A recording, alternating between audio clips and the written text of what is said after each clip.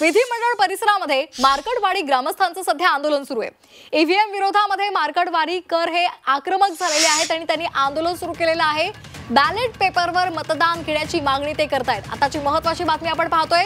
विधिमंडळामध्ये सध्या विधिमंडळ परिसरामध्ये मार्कडवाडी ग्रामस्थ पोहोचलेले आहेत। त्यांनी आक्रमक पवित्रा घेतलेला आहे। त्यांचं आंदोलन सुरू आहे आणि पोलिसांनी या सर्व ग्रामस्थांची धरपकड सुद्धा सुरू केलेली आहे। मात्र त्यांनी जोरदार घोषणाबाजी सुरूच ठेवलेली आहे।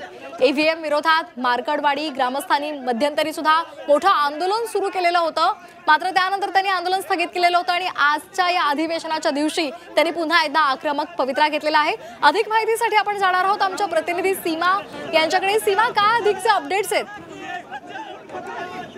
आपण बघितलं तर विधानसभा निवडणुकीचे निकाल लागल्यानंतर ईव्हीएमचा मुद्दा जो आहे तो खरं तर समोर आणला जात होता विरोधकांकडनं आणि माळशिरसचे आमदार राष्ट्रवादी शरद पवार गटाचे ते या मतदारसंघातून निवडून आले होते आणि त्यांचं असं म्हणणं होतं की मार्कडवाडी या गावामध्ये ईव्हीएम घोटाळा झालेला आहे। त्या ठिकाणी मतांमध्ये फेरफार करण्यात आलेली आहे। अगदी तेव्हापासूनच या ठिकाणी ईव्हीएमचा मुद्दा हा तापलेला होता आणि त्याच मुद्द्यावरून आज मार्कडवाडी या गावातील ग्रामस्थांनी विधान भवनाच्या बाहेर जोरदार घोषणाबाजी जी आहे केली आहे। सोबत त्यांनी आंदोलन केलेलं आहे। त्यावेळी मोठ्या प्रमाणात पोलीस बंदोबस्त या ठिकाणी उपस्थित होता आणि त्यांना लवकरात लवकर त्या ठिकाणाहून ताब्यात घेण्यात आला आणि त्यांना आझाद मैदान पोलीस स्थानकामध्ये घेऊन गेले आहेत। खरं तर ईव्हीएमचा मुद्दा उपस्थित करत आणि लोकशाहीची हत्या केली गेली आहे, ईव्हीएम घोटाळा राज्यामध्ये झालेला आहे, अशा प्रकारच्या घोषणाबाजी या ग्रामस्थांकडनं देण्यात आलेल्या होत्या। इथे लागलेला निकाल हा ग्रामस्थांना मान्य नाही अशी त्यांची भूमिका होती आणि त्याच मुद्द्यावरून त्यांनी या ठिकाणी गोंधळ केल्याचं आपल्याला पाहायला मिळत आहे। धन्यवाद सीमा दिलेल्या सविस्तर माहितीसाठी।